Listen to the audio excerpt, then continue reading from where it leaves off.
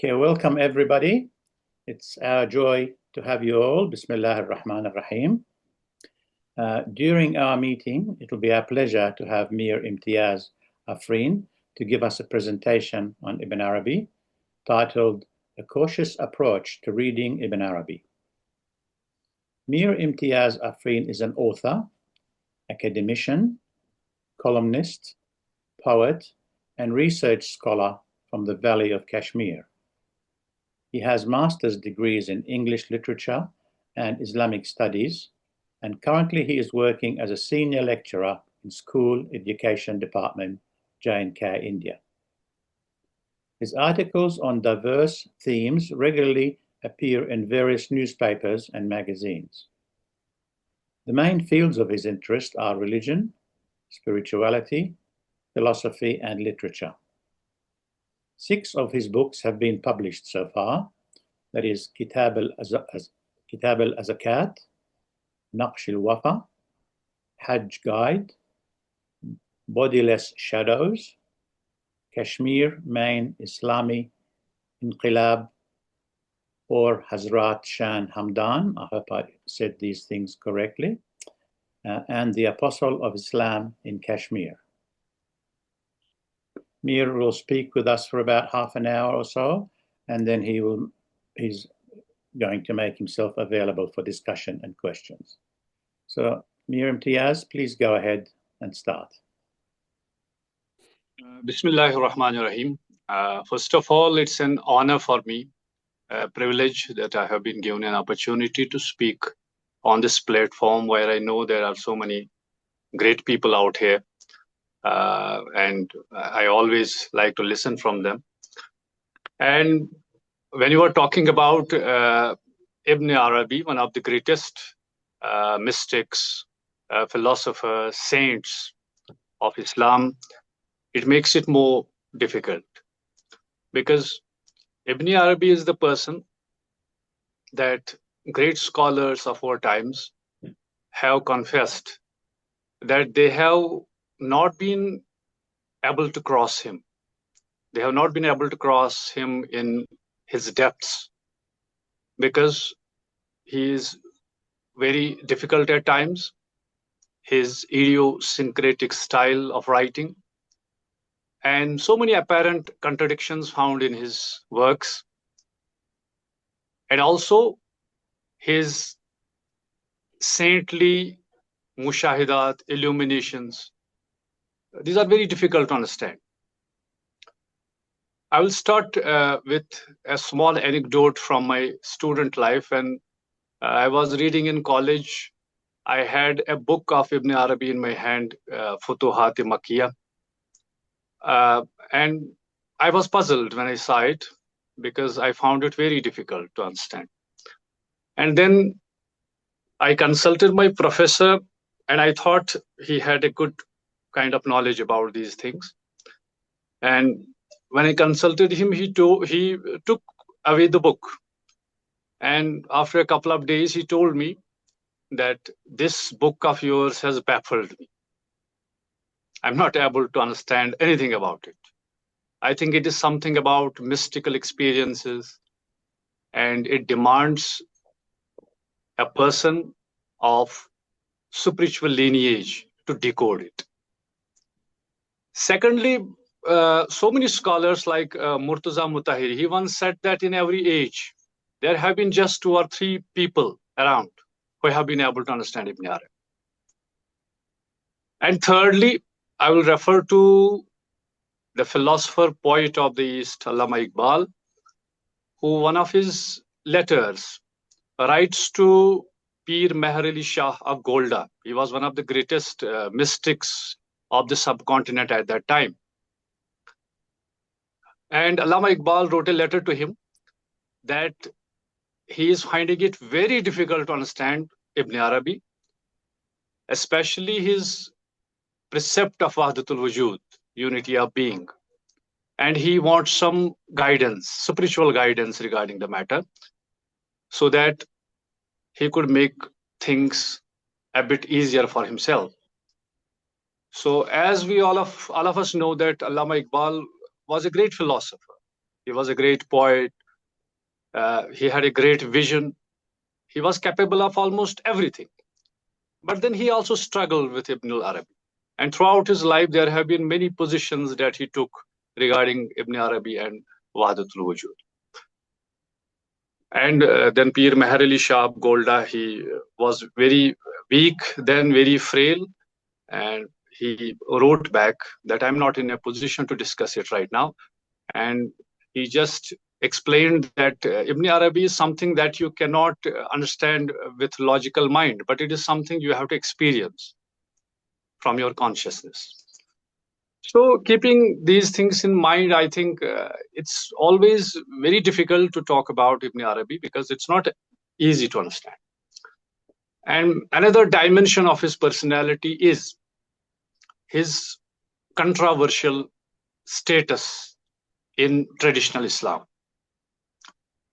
There are so many differences among scholars regarding him. On the one side, we have the likes of Ibn Taymiyyah, we have Hafiz Zahabi, we have Mullah Ali Qari al-Hanafi, and Salafis of our age, even Ahmad Sarhandi, so on and so forth, who were very critical of his views. Even Allama Iqbal at times was critical of him.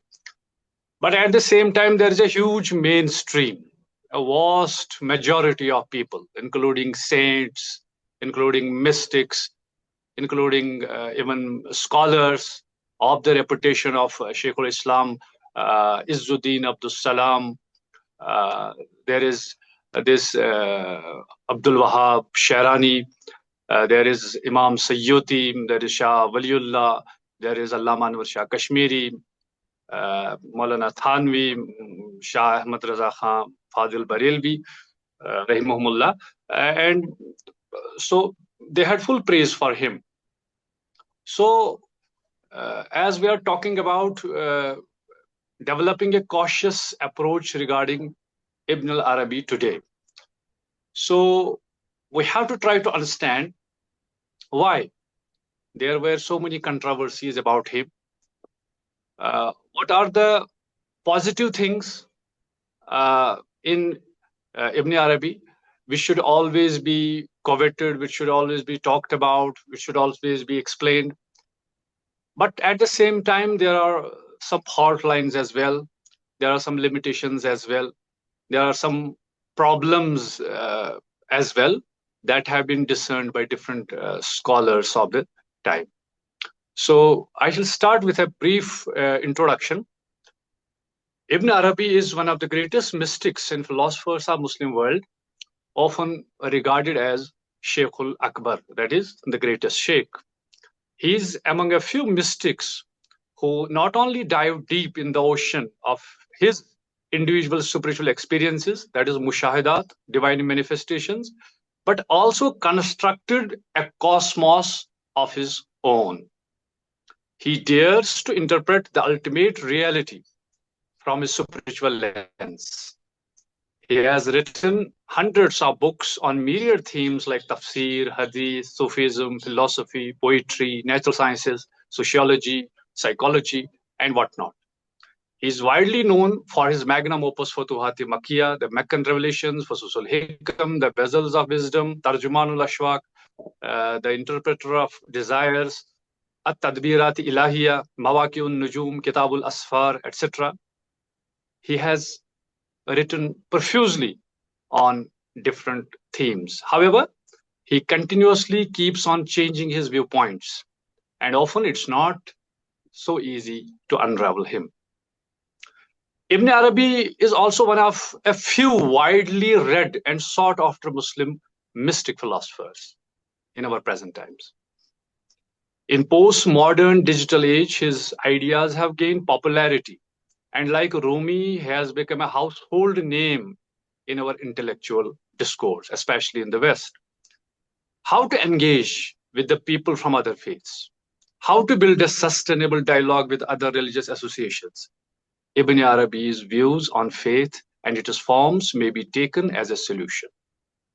In fact, some scholars, like the celebrated religious historian Karen Armstrong in an interview with Al Jazeera said, I quote here, she said, once I used to be a nun and I left my convent and I thought I had never wanted anything to do with religion ever again. But it was by encountering other traditions, I began to see what my Catholic tradition had been trying to do at its best. And I remember once coming across a quotation from Ibn Arabi, and I was absolutely struck by this. The quotation is, do not attach yourself to any particular creed exclusively, so that you may disbelieve all the rest. Otherwise, you will lose much good. Nay, you will fail to recognize the real truth of the matter. God, the omnipresent, the omnipotent, is not limited by any one creed. For he says, wheresoever ye turn, there is the face of Allah, as mentioned in the Quran. Everyone praises what he believes. His God is his own creature, and in praising it, he praises himself. Consequently, he blames the disbelief of others, which he would not do if he were just, but his dislike is based on ignorance. Taking these things into consideration, we can say that Ibn Arabi is indispensable. He is highly relevant to those who have spiritual problems and those who want to find answers to their questions regarding faith. And especially in this age of prevalent age of religious and communal jingoism, if we return to Ibn Arabi, we can become tolerant, we can expand our minds, we can expand our mental horizons. In interfaith dialogue, his views are as relevant as ever. But at the same time, Ibn Arabi is highly controversial among traditional Islamic scholars. Some do not even hesitate in declaring him a heretic, whereas a large majority consider him among one of the most prolific saints of the world. Thus, the scholars are divided in their opinions. There are the likes of Ibn Taymiyyah, Mullah Ali Qari, Imam Zahabi, Ibn Hajar, Rashid Rida, Al-Taftazani, Sheikh Ahmad Sarhandi. Among those who revere him are almost all Sufis from all ages except a few, including the scholars like Al-Sayyuti, Al-Shirani, Shah Waliullah, etc. It is rightly put forward that it is very difficult to understand Ibn Arabi. There are many reasons behind this. One of the reasons is his idiosyncratic writing style, because he continuously keeps on changing his position. So it becomes very difficult to understand him. Secondly, he uses some terms. He uses his terminology, and his terms have a different meaning than the mainstream thinks they have a meaning.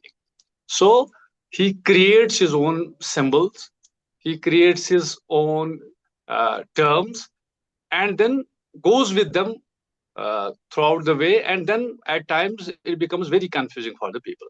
Like recently, there were so many doubts expressed regarding his views on Khatm al-Nubuwah, that is the finality of Prophet Muhammad sallallahu alaihi wasallam. It was said that Ibn Arabi had a different view. He has not a firm belief on Khatm al-Nubuwah, but that's not true. That's far from the truth, because for him, Nubuwah, this term, has a different meaning, and those people who are not well skilled in understanding the terminology or terminological cosmos of Ibn Arabi. So I think it's very difficult for them to understand him. So there have been different opinions regarding that. But if we can widen our lens a bit, it is said that in love, nobody can supersede Rumi. But as far as mushahidat are concerned, seeing the reality, observing the reality, illuminating oneself with divine reality, nobody can come close to Ibn Arabi. He was even called Imamul Mukashifin. That is the Imam, that is the leader of those who can see. Ibn Arabi has a very special position. If we compare him with Imam Ghazali was also a mystic. He was also a scholar, and his lens was also very wide. But there are differences as well. Imam Ghazali, he often quotes from the tradition. He takes verses from Quran, then he quotes from Hadith, then he looks forward for the quotes of Sahaba, and then he goes towards the mystical tradition. And as far as the mushahidat are concerned, those realities that you can see, that you can meditate upon. Once you go into the Sufi initiation, once you go into Sufi initiation, you see so many things, you observe so many things, and then you form opinions about things. But talking about Ibn Arabi, he shifted this thing altogether. He expressed his personal dreams, personal experiences quite clearly, and even he put them in his books. And as a result, so many people couldn't understand that. Here I would like to quote William Chittick, who writes in Ibn Arabi. I quote, certainly there were important authors during the previous century who also expressed Sufi teachings with heretical sophistication. But compared even to the greatest of these, such as Ghazali, Ibn Arabi represents a radical break. Ghazali speaks for much of the early Sufi tradition when he tells us that unveiling, that is, the unmeditated knowledge that God bestows on his special friends, that's Awliyaullah, should not be set down in books. Though he does not always follow his own advice. Ibn Arabi sweeps this prohibition aside and spreads out the fruit of unveiling for all to see. So here, Ibn Arabi bases his all theories about reality. He bases these things on his personal experiences. Otherwise, the people like Ghazali used to found them on certain traditional, especially traditional sources. Suhail Umar, one of the most prolific scholar on Ibn Arabi, he writes, our mystical tradition is a solar system whose orbit is Sheikh Akbar Muhyiddin Ibn Arabi. The concept of reality expressed by him with all its details and applications is our entire heritage. Whatever knowledge and experience we have of metaphysical realities, it's all provided by him. A great distinction of Sheikh Akbar.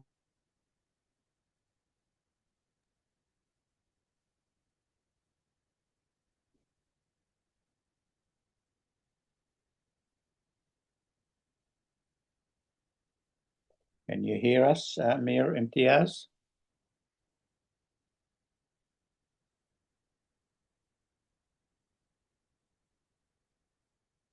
Mir Imtiyaz, I think we lost you.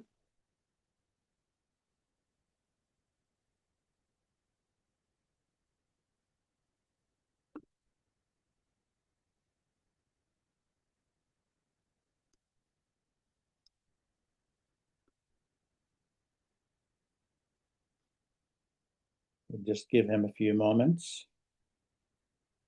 Let's see, I think I might be able to call him just to confirm.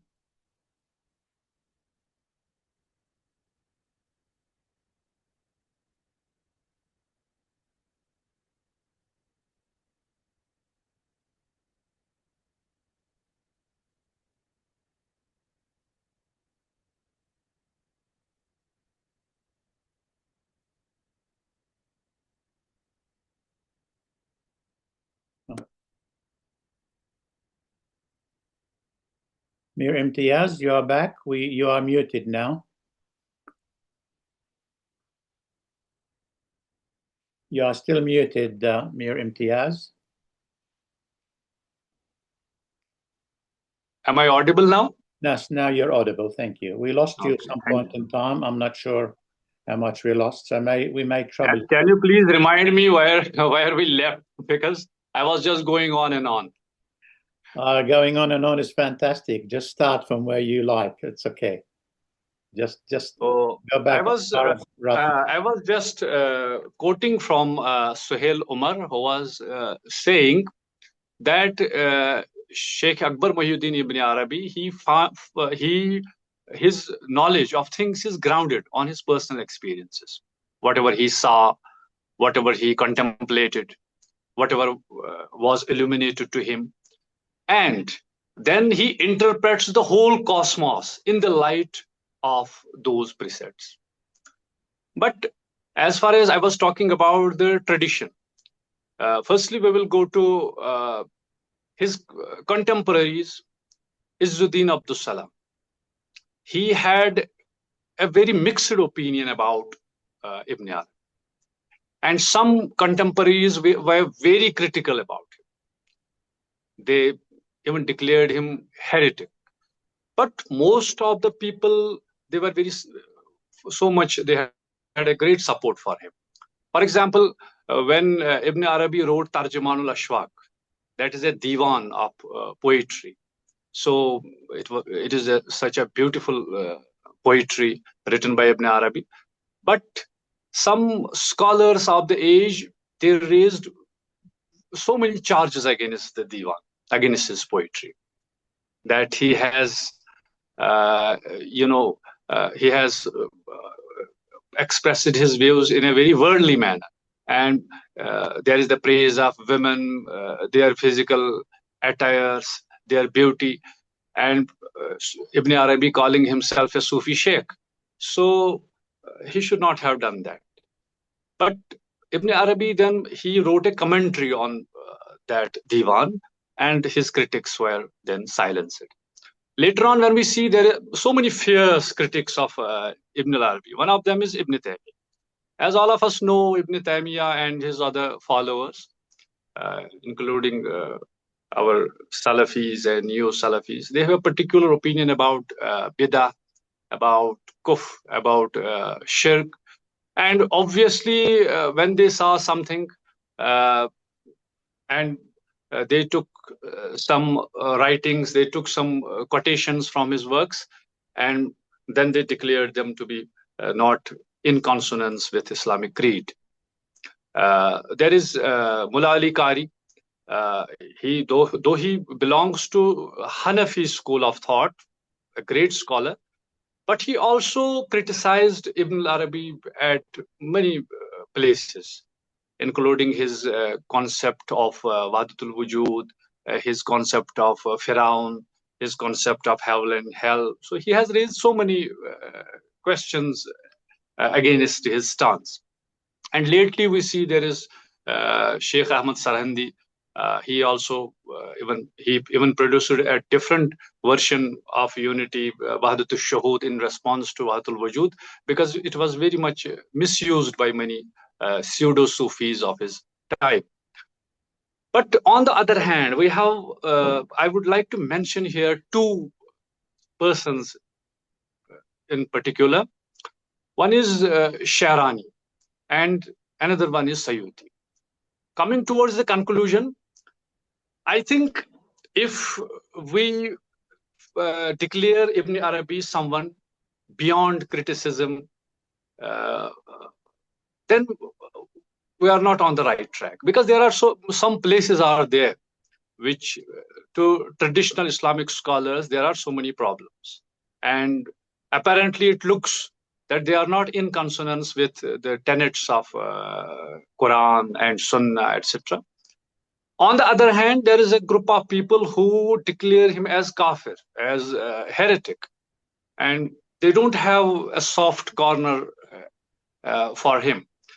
So I think some people are saying that Ibn Arabi, we should throw him away because he is misleading people, and people are getting misled and they are losing their traditional roots. They are going here and there, and they don't have a set of Aqidah rules.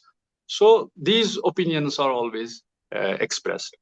But coming to Shahrani, Shahrani was a great admirer of Ibn Arabi on the one hand. He saw him in reverence, he put him in reverence, but at the same time, he mentions Yaqut wal Jawahir is his book, in which he expresses that actually there have been many interpolations done in his works. There have been many distortions done in his works. And then he cites an example. He says that when I read Ibn Arabi, especially Fatuyat-i Makkiyah, its first some chapters, so these are completely according to Ash'ari creed. These are completely according to traditional Ash'ari creed, which most of the Shafi jurisprudential school follows. So he says that there is no problem at all. But at places we find some statements which seem to be contradictory. Then he gives this theory that probably there have been some interpolations and distortions done in his works at places. That's why there are some contradictions into them. This opinion is also expressed by Reynold A. Nicholson. He also expresses the same way that there might be some interpolations in his some of the works, and at many places he has expressed them. And in Yaqut wal Jawahir, he says that Sheikh Akbar Muhyiddin Ibn Arabi was the strict follower of the holy book and the Sunnah of Prophet Muhammad sallallahu alaihi wasallam, and he would always hold the balance of Sharia in his hand, and he used to say that the one who throws it away, he will be destroyed. So keeping this thing in mind, there we can see that there maybe there might be some interpolations, and the same thing was also expressed by Professor Yusuf Salim Chishti. He has written a book on Sufism, Tarikh-e-Tasawwuf, and he has talked about it in detail, how these things have taken place. Secondly, Imam Sayyuti, Jalaluddin Sayyuti, he wrote a book in defense of Sheikh Akbar Muhyiddin Ibn Arabi that is titled as Tanbihul Ghabi, in which he puts forward many points. Firstly, he talks about the idiosyncratic style of Ibn Arabi. That's why people are confused. People are not able to understand him properly. Secondly, he talks about the terminologies that he uses, and then people are getting confused about their meanings. Thirdly, he expresses that only that person can understand Ibn Arabi who is initiated into Sufism and who is under the guidance of a Sufi sheikh. Because it is not something that you can understand, it's not something that you can believe, but it is something that you have to see, that you have to explore, as Ibn Arabi himself did.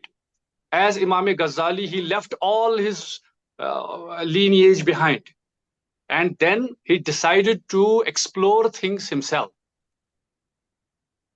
And towards the end, Imam Sayyuti also says that there are some contradictions, but we should always remember that Sheikh Akbar Muhyiddin Ibn Arabi was a great scholar, but unfortunately many interpolations have been done to his works. He has expressed the same views as well.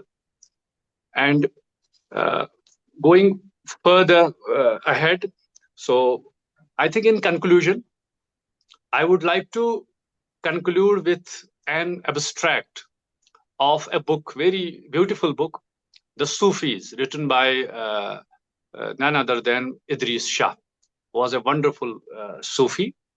And he refers to an incident related to Ibn Arabi. And the incident is about Izzuddin Abdus Salam, Shaykhul Islam Izzuddin Abdus Salam.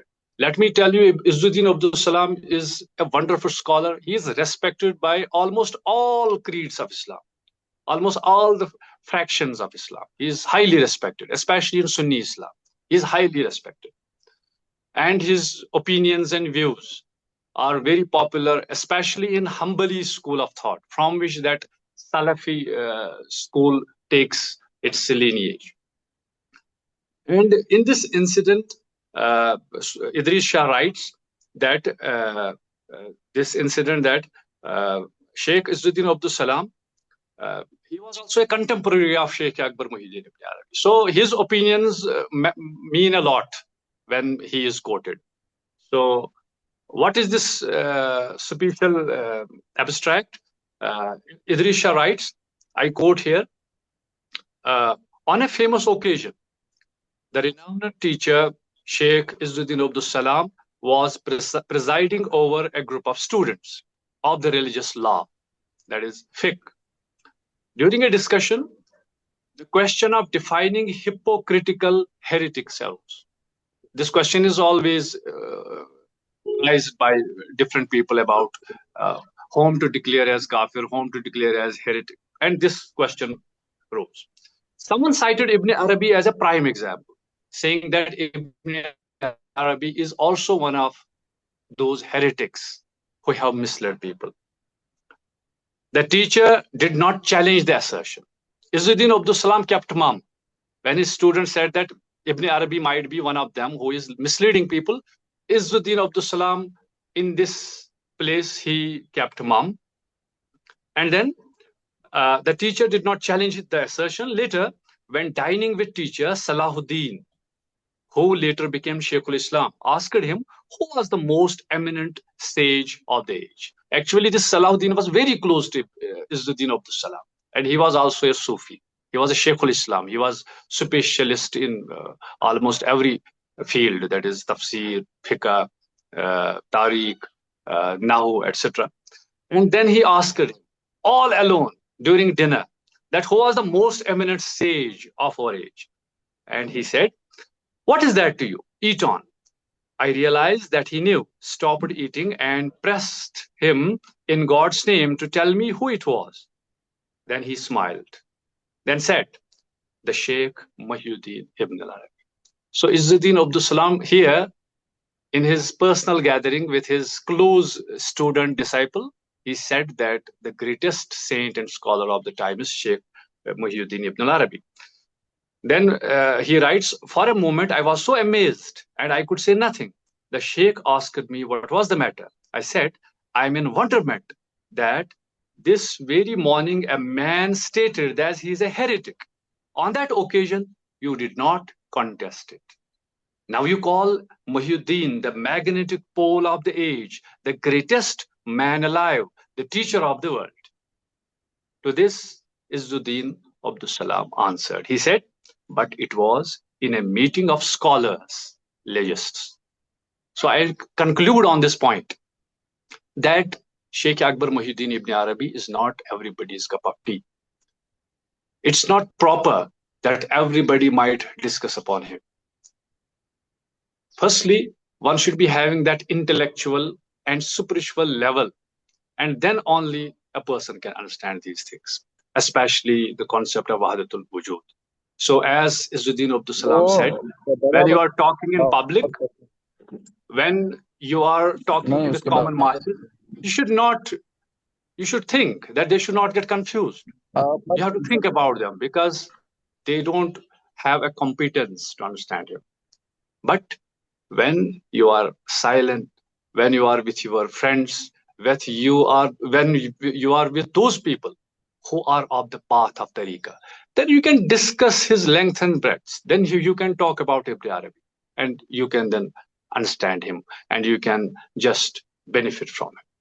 So I would like to conclude on this point that we should go to Ibn Arabi because it has a great relevance, especially in this age when on the basis of religion we are shifting apart from each other. Ibn Arabi can be a point of a great interfaith dialogue. We can engage with each other. We can understand each other. We can widen our minds and we can interact with each other. And we can learn from him a lot. But at the same time, we have to be conscious about the pitfalls, about the snares, because maybe we may misunderstand. If we are reading Ibn Arabi, we should read them in the guidance of a learned person. Either he should be intellectually competent or he should be spiritually initiated. Then we can benefit from Ibn Arabi and we can protect ourselves from different kinds of confusions. So I think at that, I would like to conclude it. Thank you.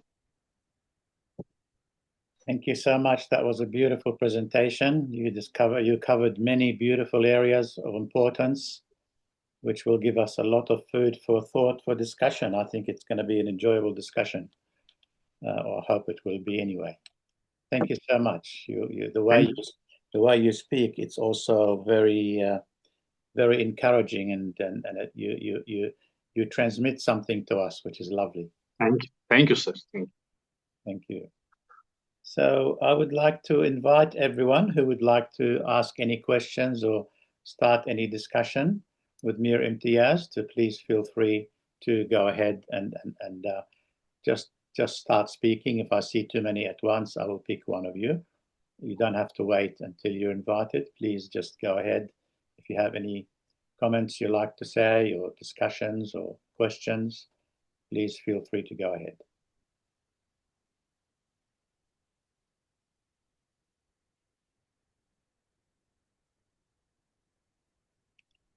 Otherwise, I will start. Sure, sir. And hopefully I will give the bug to other people to respond after I start. I was very interested in a very common thing that you mentioned is, there is the intellectual understanding and there is the experiential thing, which is very, it's easy to understand intellectually. And unfortunately, most of us, we think if we understand intellectually, therefore we actually understand. Right. But we don't realize that we only understand a limited aspect. And it's only the theory and not the practice and the experience or the dhawq, as you sort of alluded to. So this is really why I think you titled it, we have to approach it with caution. Caution means, I think you mean not let the intellect take over and think, I've got it all under control. Because then the intellect will see something good, he likes it, he says, this is the truth. He sees something he doesn't understand, he thinks this is terrible and starts judging it negatively. So what do you personally think about that? Personally, I think as far as caution is concerned, we should be always very cautious. For example, I will give you one example. We read his book Fususul Hikam. And there is a fuss, there is a chapter on Fassi Muhammadiyah, that is about Prophet Muhammad sallallahu alaihi wasallam. And then in this chapter, Sheikh Akbar Muhyiddin Ibn Arabi, he talks about that he then praises women and then tells us that in women, you can see the reflection of God. And then if this statement is taken by a commoner, by a layman, without proper understanding, without intellectual depth, without spiritual insight, he may go on the other side. He may go for earthly love. He may go after the women, seeing that the greatest sheikh is advising me to do so. So that's one place. Similarly, at many places, for example, his concept about Firaun, about his salvation, that there is a possible salvation for Firaun. But when we take the verses from the Holy Quran, then there is absolutely a different picture. But at these places, I think we need the guidance from some experts like Dr. Maruf, like you, like other who are well versed in this. So we need to be very cautious, because if we will throw these things in common discourse and preach these things to common people, I think problems may arise, and maybe they will not be able to understand him. So it's better to be cautious, as Sheikh Sadi, I would like to quote him here. Sheikh Sadi says, Sheikh Sadi of Shiraz, he says, deep in the sea are riches beyond compare. Deep in the sea are riches beyond compare. But if you seek safety, it's on the shore. So if you are on the shore, you are safe. There are so many treasures in the water, in the depths. But if you go into that, you may get lost. So that's why I think that we should be a bit cautious regarding Ibn Arabi. Yeah. You think we should be concerned with the average person on the street who doesn't have the capacity to understand him? Right. And you think we should try to make him understand, or shall we leave them alone? Because we feel that I think we can crystallize this knowledge. For example, Ibn Arabi, when he talks about God, when he talks about Aqidah, if we will quote him directly, that in Islam we say that everything is Aqidah. If you don't have a strong Aqidah, then you are not a Muslim at all. Yeah. If you have not firm belief on them. But Ibn Arabi has a different version. As I quoted that extract that was quoted by Karen Armstrong as well, in which he says something different about Aqidah, that you should not confine yourself to a particular understanding, to a particular Aqidah. You should widen your mind. But I think this thing should be used when we are talking about interfaith dialogue, when you are discussing with other communities. As far as common people are concerned, I think they can learn so much from Ibn Arabi. For example, I will give an example. It is written that once Ibn Arabi was in his home, in his house, and a person came to him, give me something big, give me something. And Ibn Arabi just came out from his house and he handed the house over to him. He said, now, from this on, this is yours. Take it and enjoy it. So I think these virtues, how we can help people, how we can seek knowledge, how we can devote our lives towards God. And another thing is we can tell people that we should not become literalists, textualists. You know, there are even so many things are beyond texts as well. So we should not be rigid. We should not be bookworms. But we should go beyond that. So this is a thing that if is given to the common people, they can also learn a lot.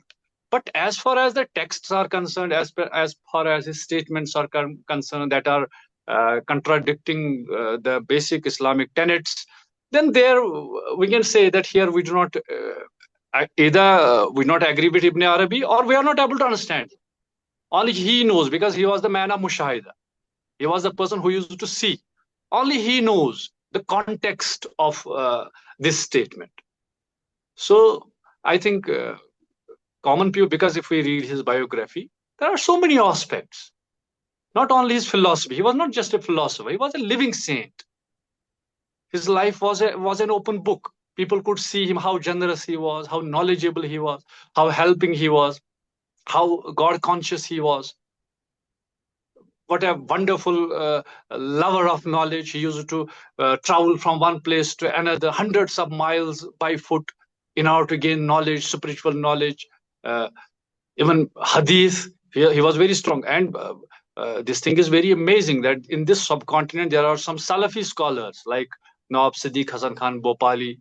There is this Nazir Hussain Dehlavi, Dawood Ghaznavi. They have full praise for him.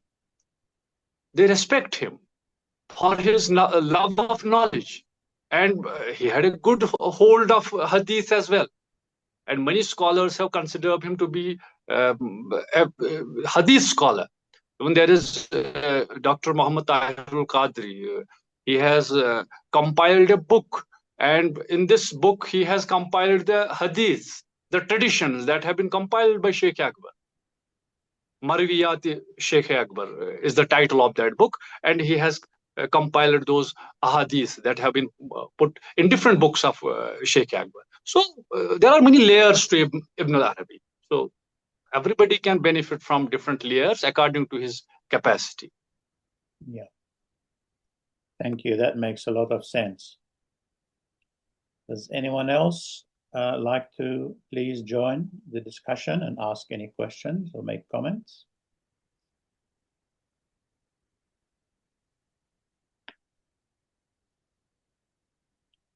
This is my lucky day. I'm going to have you all to myself. I was. Assalamu alaikum warahmatullah. Sorry, go ahead. Sorry. Salam. You know, here in this platform, we have so many learned people over here.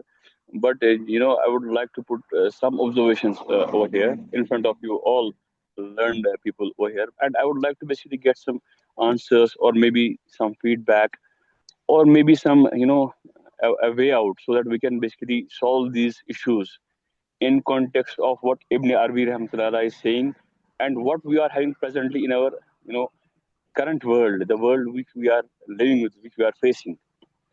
In this, you know, in this polarized world, we have a very, very deeply polarized world right now, and you know, everybody is basically claiming that their community, their sect, their religion is superior to one another.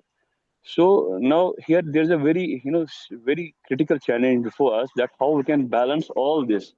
You know, if we will start, if we will try to basically, you know, convince all in a one go, it will be very, very difficult. What I have observed that, okay, generally, when you are basically addressing a general gathering, that time we can you know, somehow make general references to Ibn Arabi rahmatullah. But when basically you are talking to a specific group, you basically cannot basically intermingle, because you know what will happen. This I have observed, and I would like to point out one very important point in this case, that you know, we have to address the situation in such a way that, suppose there are large population of world which basically who are the readers of Bible, for example, or maybe Quran, Holy Quran, or maybe Bhagavad Gita. So let's take it that way. We will see that what is the majority of people who are basically doing this exercise. So if we are saying, okay, this much percentage is more, so we can basically align our, you know, actions and studies and research in that group. Let's try to basically, because they are already up to something, let's basically try to you know, just a minute, you know, my gadgets are giving some signals. Just a minute, hold on. So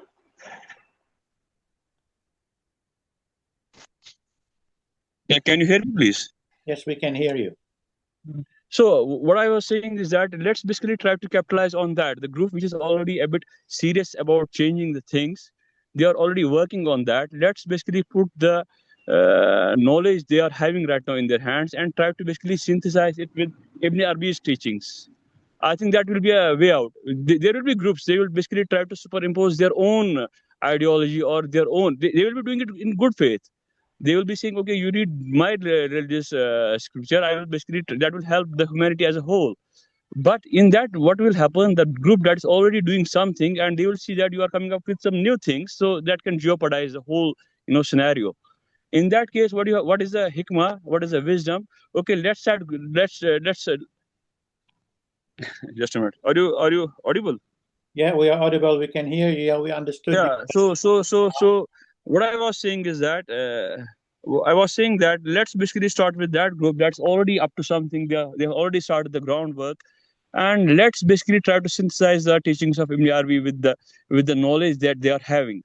Maybe they have not reached up to that level. While they can observe, they can do the mushahidat of the things. But slowly and steadily, when we do it to the sincere and honest heart, then maybe the things will be aligning with our, you know, you can say the teachings we are having from our elders, from our asla. Yeah. Now, coming to that group, whose scriptures or their mindset, for example, their methodology, we have ignored for some time. When this group will be activated, they will see the results, and then the things will start, I guess, converging to the one single unified path, which will basically lead us, all of us, to that unified truth, yeah, that ultimate unity. This is my first observation. Second observation is that people, you are saying that people basically have some critical, views of some of the statements or some of the actions or some of the teachings of Ibn Arabi, it again comes to that point only, because they have reached up to that level only, that strata basically with which they can relate. We should not criticize those people, because they are not basically criticizing Ibn Arabi in the real sense. They are criticizing actually their own state. Why? Because they cannot reach up to that stage. They cannot observe. They cannot do the mushahidatas of Ibn Arabi's philosophy, his action, his all his you can say all his what he has seen in his life, whatever spiritual awakening he is having. They cannot see that. So in that case, we have to basically also welcome those people in our with a fully opened arms, hug them, because they are doing something. They have seen something. Okay, God has given them only a limited level with which they can basically relate to. This is what I can say. Thank you, Abdullah, for your question. Yes, thank you very much. They're very good points. Mir Imtiyaz, do you like to respond to that? That is the same thing that we were discussing, that we cannot raise questions against the people of the caliber of Sheikh Ibn Arabi, because he is considered to be the greatest Sheikh. And I'm reminded of Sheikh Ahmad Sarhandi Rahmatullah Alayh, who, despite having so many differences with him, and even he brought out a new philosophy to his philosophy, that is Wahdatul Shuhud. But he says that I'm a learner from Ibn Arabi. I'm still learning from Ibn Arabi. I'm just involving myself with Ibn Arabi in respect still. But it is a matter of things when some precepts are misused by some people, then he has to give a response, because he was a mystic as well. He was a philosopher as well. So he's saying the right thing, that those people who are already doing good work, let them do it. We should not create any kind of confusion. We should not raise eyebrows against each other, especially our respected revered saints. We should always respect them, because we should be conscious of the role they have played in our Islamic history. They have played a great role. But common people, they can engage with him according to their own levels. Absolutely, that's right. May I add, please? I think that the question that was asked was very beautiful, actually, because different people are in different places of development, and wherever a person is, whether he's high or low, if he's low, it's not his fault. This is where he's at, and this is God's will. So we have to not only respect, but love and care for everyone, wherever they are. Right. Like if we see a little child who doesn't understand anything, we don't compare him with an adult and we say this child is stupid. On the contrary, we treat him as we would treat a beautiful child. I just remembered there's a point that you mentioned, Imtiyaz, about the nun. She said that she was going to give up her religion. Right. And then she read this statement of Ibn Arabi, which started something like, do not attach yourself to any particular creed. Right. I would like to add, I'm sure, correct me if you think I'm wrong, I think Ibn Arabi would even include any particular creed, including Islam and including Wahdat al-Wujud and including himself, because he still sees that as a creed. Absolutely. I don't think he would see anybody else as outside of it. So, he said, my religion is that of love, Dini Din al-Hub. He said, so I think with that in mind, we will definitely have to respect and love all human beings equally, but we must also accept the fact that people are at different levels of development. Right. So usually when people say different level and people get threatened, they say, what do you think, you are more superior to me? And they start fighting like that. Right. Whereas there is a way to accept the different levels of development without being a superiority problem. I'll just find someone muted there. I'll just unmute the ones who are maybe the ones. Yeah. All right. So sorry about that noise in the background. It wasn't intended. So yeah, I think it's very important to acknowledge the different Right. levels. Did Ibn Arabi talk about that? That different levels doesn't necessarily mean superiority. It's not an egoic higher or lower. Here, I would like to add a point, if you please permit me. Yes, please. Actually, I have seen many people. For example, they were very often inquisitive kind of a mind, and then they raised questions even against their own faith. They came to the brink of becoming atheists. But then suddenly they read Ibn Arabi or someone like that, like Rumi, like Ibn Arabi, even Ghazali. And then they realized and they were connected to the faith. So Ibn Arabi, he is doing a great work by appealing the great minds. All of us know Karen Armstrong, one of the great writers of our times. For her level, I think Ibn Arabi is the right person who can address. But at the lower level, who are on the early developmental stage, I think we need our own, what we can digest. We need that one.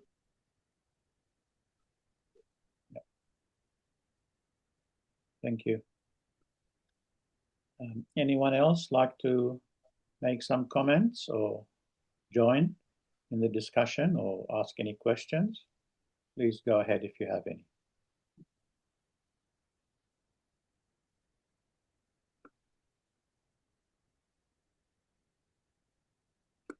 I wanted to also interested in the point which you mentioned that one of the aspects of Ibn Arabi that was criticized is that he keeps changing his point of view. Now, I see that not as a negative point at all. I see that. Right. I mean, if somebody is learning and growing, of course you're going to change your point of view. You are learning more things. You have now more experience. We don't stay children and we don't stay with the beliefs and the ideas that we had when we're young. As we grow, we learn more. Of course, we're going to change. So to me, that's a sign, it's a positive sign. It's not a, not, So it has both the two sides. It has positive as well as, because in most of the seminaries, they are handing you a booklet of Aqidah. Yeah. And they are telling you that you can't go out of this booklet. That's it. So there are both the two sides of this. So if we don't change position, and a reading mind, inquisitive mind, one who sees the world, one who grows, obviously his position goes on changing. Yes. To me, I think if we're stuck in a position and we don't change, it means we are stuck. It's a negative point. We are not learning anymore. We're not open-minded. We're not, like you were saying before, instead of staying on the shore, we're not throwing ourselves in the deep water where we can learn something new, So, yeah, life is always changing. So if we really want to be with it, we need to change with it and not be stuck in any particular position. So, yeah. So another point I think maybe related to this is this idea of paradoxes. You were saying paradox. Again, people see a paradox as if it's bad. How can this be true? And the opposite is also true. That's contradictory. It's not true. It can't be correct. There's something wrong with the person saying it. Whereas I see that two different things can be opposing each other and both can be true at the same time. And the only person that can see that is the one who's a little bit higher than those two, and he can harmonize them together. Right. So they can be seen as, yes, the sun looks like it comes up from the east and comes down in the west. But there's a contradictory statement that we've learned that it's the earth that goes around the sun. So these are contradictory. So somehow this open-mindedness in human being is very challenging. I think I should also read the comments, the chat. Somebody had a question in the chat, but I'll just make the comments before it. Akib Paray says, good morning all. Thank you, Akib. Good morning. And then Harish Rahman, he said, indeed, Shaykh Al-Akbar stays all above dimensions of our intellect. People of Suluk only could comprehend his discussion in essence. So that's a statement there. Thank you for that. Makes sense. Do you want to comment at all on that at all, Mir Imtiyaz? Fine, that's fine. Yeah, that's fine. He has his own opinion and he has put it nicely. That's correct, yeah. There's another question there. It is a beautiful question. I'm not sure whether you like to take that on. It's up to you. Mir Imtiyaz, it says, could you please share the concept of fana and baqa in the teaching of Ibn Arabi? Fana and baqa, these are very common terms as far as the Sufi books are concerned. Yeah. Taking from Kitab-al-Zakat fi Tasawwuf, Abu Nasr Saraj to till this date. Sufis have written so much about that. So as far as since Fana and Baqa, these are basically two stations, spiritual stations, which can only be experienced. And whatever we find in books, it is just words. Yeah. And actually, Allama Shubli has rightly said that in all other fields of knowledge, first comes the knowledge and then the practice. But in Sufism or Tasawwuf, first comes the practice and then the knowledge. So here I would like to say that Fana is a kind of annihilation. When you annihilate yourself of your desires, propensities, you purify yourself, you do tazkiyah of your nafs. And it appears as if you are nothing, as drop is nothing in the ocean. And Baqa is subsistence. Once going into the ocean, losing everything, losing every identity of yourself, then you realize that I'm also something, but I'm something only when I have some association with the ocean. So Fana means complete annihilation of self, complete annihilation of desires, self-purification. And I think Baqa, subsistence, that's what Ibn Arabi also says. And another interpretation of this can be that in this life, if you go into Fana, that is, you keep on humbling yourself. You keep on bowing your head. You know, you consider yourself to be nothing. Then your name will be made subsistent. Your name will be illuminated. You will get a Baqa. As hundreds of years ago, Sheikh Akbar came to this world. I don't think he had that much of popularity than what he has today. Even today, we are learning from him. We are engaging in him. We are discussing about him. I think that's also kind of a Baqa. And spiritually, Baqa means when you lose yourself in the ocean of reality, and then you realize that whatever you have, it is all due to the ocean, due to the Almighty. Thank you. Some people may say something like, if the wave decides to lose itself, it realizes it has always been the ocean anyway. Right. Assalamu alaikum. Salam. Yeah. Actually, you know, regarding this new statement by Mir Saab, I have one query I have in my mind.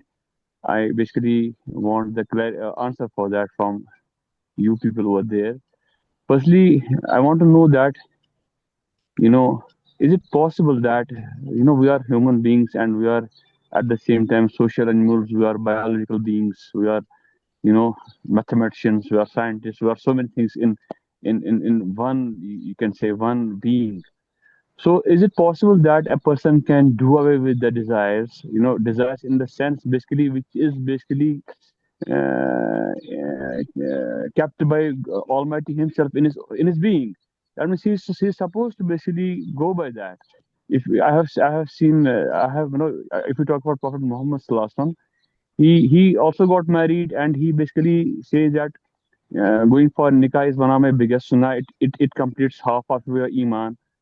So basically, nikah is what? It's basically you have one of the aim is also to have your physical desires, your physical should be satisfied also.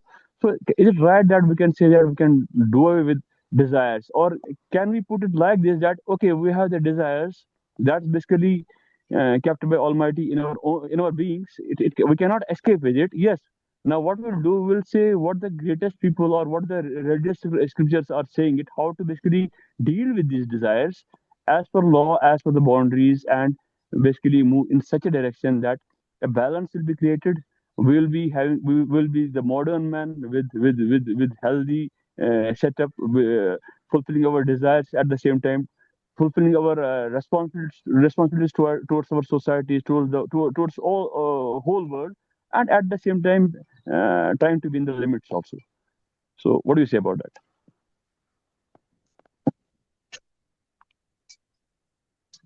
that?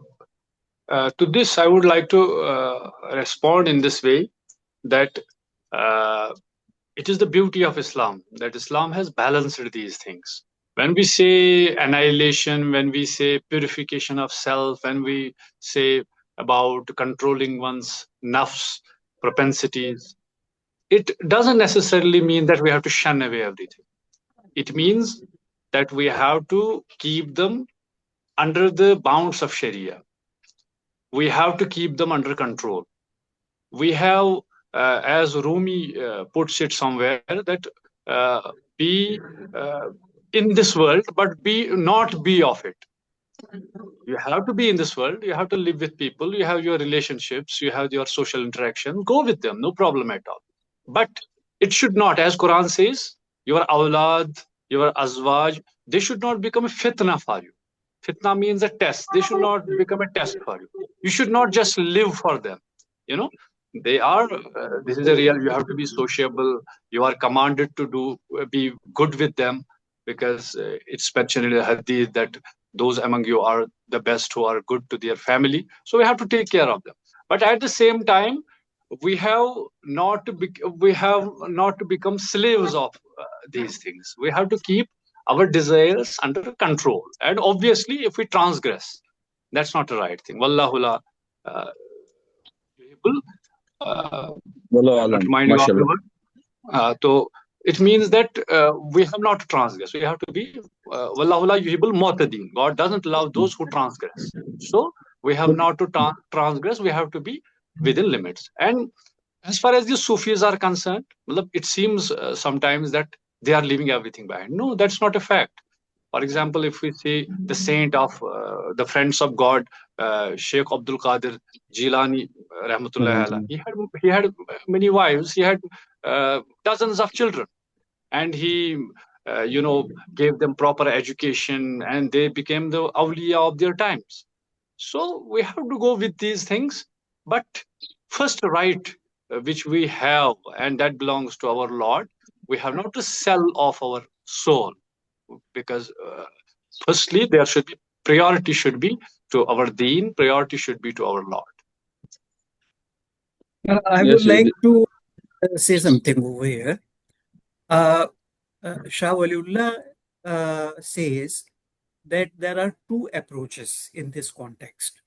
One approach is of those who have got very high aims. He calls them muta'alliqeen or mustashriqeen, who want direct this thing, mushahida, etc. They deny the demands of the self. They deny the self.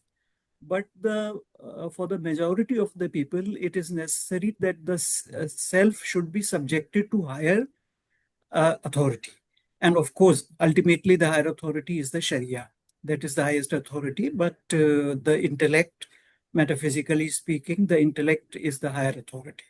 So according to him, there are two approaches.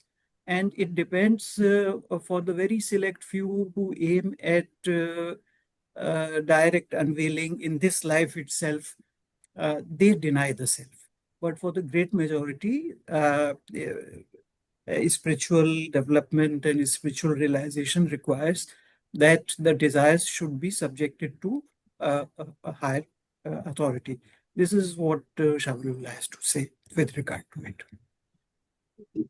Thank you, Good. Dr. Yusuf Amin. Thank you.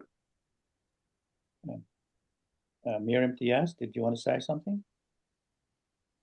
No, I just want to say this thing that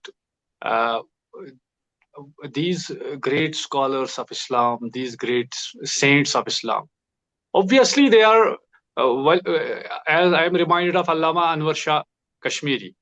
He writes in his commentary of Sahih Bukhari, he once writes that kullu fannin rijalin, in each field there are different experts. If we have spiritual problems, if we are going spiritually down, if I want to conquer my anger, if I want to conquer my lust, if I want to conquer my desires, then obviously I need to visit a Sufi sheikh. If I have some problem in Salah, Namaz, if I have some problem for that, I can go to a jurist. So similarly, there are different levels of understanding. We should benefit from all of them. And it is, as you told some time ago, that we have to make it a harmony of everything. And we have to be an organic whole. We have a spiritual dimension. We have an intellectual dimension. We have other dimensions. Social dimensions are there. Economic dimensions are there. So we have to harmonize them, and we have to learn from these great saints of Islam. Thank you. In my, if you don't mind me sharing my personal experience and what I've read and understand about desire, there really are two types of desires, if we like to put them this way. The desire for limited things in this world, like a car, a house, a wife, etc., these things. These are beautiful and you get a temporary satisfaction, but it's not fulfilling. It's not everlasting. It just lasts for a certain period of time, and then it's no longer satisfactory. Then we want next and the next desire. So we can go on in the next desire until we never finish. We're stuck in desiring and desiring, and we're still unfulfilled, except for a tiny period of time. We may feel fulfilled or satisfied for a few minutes or a few days or a few hours. But the desire for God, or the understanding of the experience of the unity of being, is a fulfilling desire. Right. It's like going to the infinite, and you have the infinite with you, not something finite. So in that sense, that desire is a very positive desire. It's a beautiful desire. It's not against. It's it's either the desire is with nature or egoic against nature. If it's against nature, reality is going to be against you. If you're desiring something against reality, then reality is going to come against you. So this is the trick, if you like, or the challenge we have as human beings. Here I am reminded of a hadith mentioned in Sahih Bukhari. Prophet Muhammad sallallahu alaihi wasallam, he once said that if the Son of Man had one valley of gold, he would desire for the second one. If he had the second valley of gold, he will desire for the third. That's right. So it's an unending process.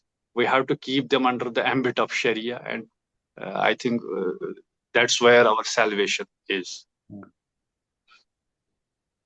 But at the same time, the desire of the love of God, His blessings, His ayat, His signs, which are found in this universe. If one has desire for those things, it's always a positive desire. Yeah. The desires which Mr. Frank has called the first type of worldly desires, in Islam they are called as Hawa-i-Nafsani. Absolutely. The desires of the lower self. Say it again. So, what are they called? Hawa-i-Nafs. Hawa-i-Nafs. Hawa-un-Nafs. The unacceptable desires of the lower soul. That is Hawa-un-Nafs. So desire can have many locations, and it is the desires of this location, that is Hawa-un-Nafs, which are our concern when we talk of desire without any qualification. They are of concern. Otherwise, if we use the word desire linguistically, then in certain contexts, such as desire of God, etc., that is very commendable. Commendable. Yeah, because it's not only Sufis. Many religious traditions put down desires as a bad thing.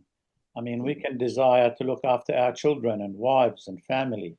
God, I'm sure, wants us to do that. We're not just doing it selfishly. Even desire for fana is a beautiful thing, because how else can you get baqa without fana? Right. So you look like you're desiring your annihilation, but you are at the same time desiring to reach a point where you deserve everything. Right. As I sometime back I read in Kashf-al-Mahjoob of Ali Hijweri, rahmatullahi alayh. He gives the statement of a Sufi saying, "I desire that I desire nothing." मैं ये चाहता हूं कि मैं कुछ न चाहूं. And that is still a desire. Absolutely. It's like Socrates, is it, that who said, I know that I know nothing. Right, right. So people Absolutely. think he doesn't know anything. He's not saying that. He says, Right. I know that I know nothing. So Nothing. he's giving more emphasis on knowledge. But the nothing he's referring to is not the nothing that the average person thinks. It's Right, right. it's a nothing like fana.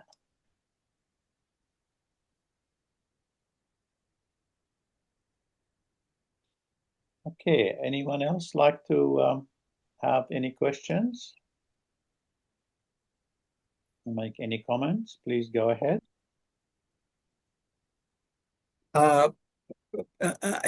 In order to be successful, I want to jump in before others.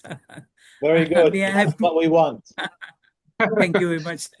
A few minutes. I want to talk with reference to the title of this talk, that is cautious reading of Ibn Arabi.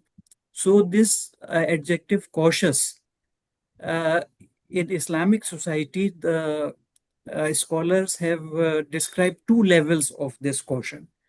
One level is for the general persons. So for the general persons, that caution is enough that Ibn Arabi, or for that matter any other person, whether he has been accepted by other venerable authorities down the ages, that should be sufficient for the ordinary person. And then he or she does not need to go into arguments for justifying, first of all, defining what is the correct position of Ibn Arabi, and then justifying it. And they should also not go into details. They should just venerate Ibn Arabi. They should not take position on this or that opinion of Ibn Arabi. This is for the general people, how caution translates. But for those who have the ability, then of course there should be arguments. And these arguments should be, firstly, what is the actual position of Ibn Arabi? That also requires a lot of study. And then the second issue is justification of the actual position of Ibn Arabi. So that requires arguments.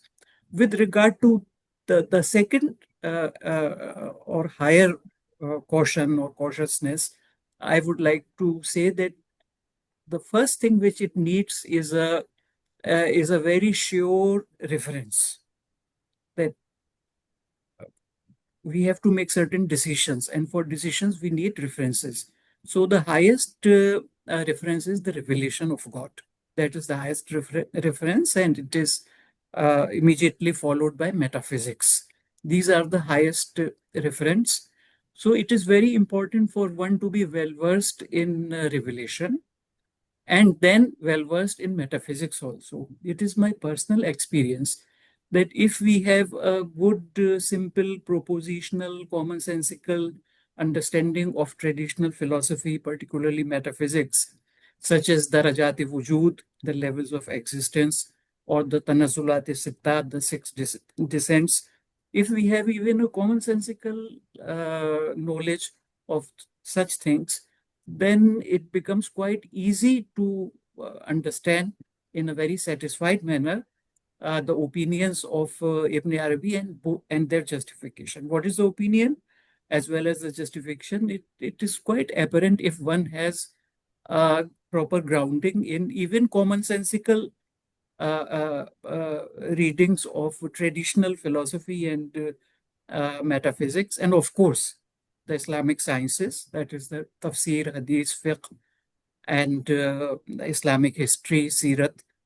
So this is for arguments to be cautious at the level of arguments, and then not in an ijmali manner, but in a tafsili manner.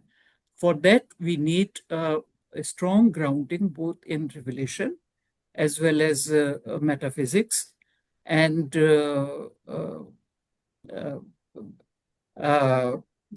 as a Chinese saying goes, one cannot have a garden in one day. So that requires a long period of time. At least one's entire youth should be devoted, or if one has woken up late, then another few years should be devoted to the study of revelation on the one side, and traditional philosophy and traditional metaphysics on the other side. So that will give the anchor or the referent or the framework for deciding that this is the position of Ibn Arabi. There are many understandings, but this is the position, and then the justification of that position. We can be more sure if we have good grounding in revelation on the one hand, and in traditional philosophy and metaphysics on the other hand. But both these disciplines, whether it is Islam or revelation or metaphysics, that will soon require subjective judgment. So as soon as we say subjective judgment, as soon as we say intuition, we have to add one relationship, and that is of a healthy heart. It is not the subjective judgment of every person which is dependable. Rather, it is the subjective judgment of a healthy heart, which is required. So I am reminded of one letter of Hazrat Mujaddid Al-Fisani, Sheikh Ahmad Sarhandi, where he says that three things are very important. The first thing is aql kamil, that is the intellect, the perfect intellect. One should have a perfect intellect. The second thing is a healthy heart. And the third thing is true faith. So what I just said, it relates to each of these things.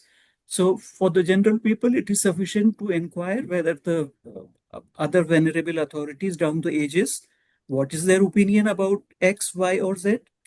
But at a tafsili level, at the level of arguments and details, then one requires a few things. That is the grounding in revelation and metaphysics, then a healthy heart, which has got its own requirements. I don't want to go into those details. A healthy heart, and then aql kamil, that is a perfect intellect. Thank you very much. Thank you, Professor Yusuf Amin. Thank you. Thank you for your contribution. Well, we're getting close to the time that we probably will finish, an hour and a half. But I want to allow, if anybody wants one final question, please, if you have anything you want to say and you don't want to miss out, please go ahead and ask your question or make a comment. Yeah, I just wanted to say my heartiest thanks to all of you. Though, sorry I couldn't attend from the beginning, but I did enjoy the listening. So it's a very beautiful discussions, and really appreciate the contribution. Dr. Yusuf Amin, and also Mir Imtiyaz. All this very fruitful discussion. So really appreciate all the good contribution. Yes. Thank you, Nur Alam. I think it is needed for our subcontinent. especially there are still debates going on that Ibn Arabi had some faults in his philosophy, and that's what some people need to correct it. So that's the sometimes they say that they project Mujahid al-Fisani as a reformer because he reformed Ibn Arabi. Not only the Islamic Aqidah system, he fixed Ibn Arabi because Ibn Arabi had flawed, and that's how some of the scholars in our subcontinent projected Mujahid al-Fisani in his reformist agenda, though that's not what Shah Dahlavi said. So that he brought harmony. He brought harmony in wujud and shuhud. So that part not many understood. So of course shuhud is another level of understanding. Wujud, um, that's the part Mujahid al-Fisani added, but other people projected it differently and colored it differently. And so yeah, so this kind of discussion will help our community, especially the scholastic community, the people who try to understand Islam. Sometimes they're too much theological, not metaphysical knowledge at all. So that's where they get stuck. And also the colonial framing, because what happened is this SAQ Husseini, he wrote a book about Ibn Arabi, a pantheistic Ibn Arabi. But Ibn Arabi was never pantheistic. So he's misinterpreted some of the translation done by Afifi and also Palacio. So because they started, Palacio is from Spain, and at that time Orientalists were mostly colonial mindset. So they wanted to create a friction between Sufism and real Islam, and that's why they framed Ibn Arabi that way. But of course, our English spoken learned people didn't understand the perspective they had. As a result, even Maulana Abul Kalam Azad, such a famous scholar, he couldn't understand. He blamed Ibn Arabi for diluting Islam, and of course they are saying that Akbar adopted his Deen Ilahi from Ibn Arabi, and some people blame Ibn Arabi for Buddhism because all Mughal people were influenced by this Khan community from the Genghis Khan's inheritance. So because they are Buddhist, maybe we are Buddhist too. So yeah, that Ibn Arabi was influenced, or his disciples are influenced by Buddhism. But instead of their forgetting that Ibn Arabi was a awliya Allah, and his knowledge is ilm ladunni. He himself said that I didn't write anything from my akal. I wrote it, whatever knowledge was given to me. And even this famous book, which is the Fusus al-Hikam, that book, he himself saying that I even didn't arrange the chapter, because if you arrange the chapter according to the historical prophets, there will be Solomon will not be after Jesus or Jesus. So there is a sequence different in the Fusus, and there was no prophet like Khalid. So, but this was the book given to me in my dream to prophet. When a prophet gave it to him, and he's an awliya, and he said that, but people didn't believe him because prophet himself said that if you see me in dream, you see me. Nobody can take my form, even in the dream. So if that is the case, and from an awliya, this has been said, other people just thinking in their head, in their brain, not thinking in terms of metaphysical knowledge, in terms of their heart. So heart-centric knowledge versus brain-centric knowledge is the dispute here. So anyway, I see here Abdul Hakim, Bhai, thanks for joining. So yeah, he wrote some question. So thanks. Sorry, he just wrote a comment about if you want to learn the philosophy of Ibn Arabi, may Allah have mercy on him, you can read the book of Shah Waliyullah Muhaddis Dilavi. May Allah have mercy on him. Yeah, I think this book is very good. Hama'at. Yeah. Very useful. Is this Arabic or English? Or it's Arabic book. Yeah, it's Arabic book. Urdu, Arabic. These have been translated into Urdu as well. In Majmui Rasail Shah Waliullah Muhaddis Dehlvi. Which book? These risalas, the Hama'at, Lamat. No.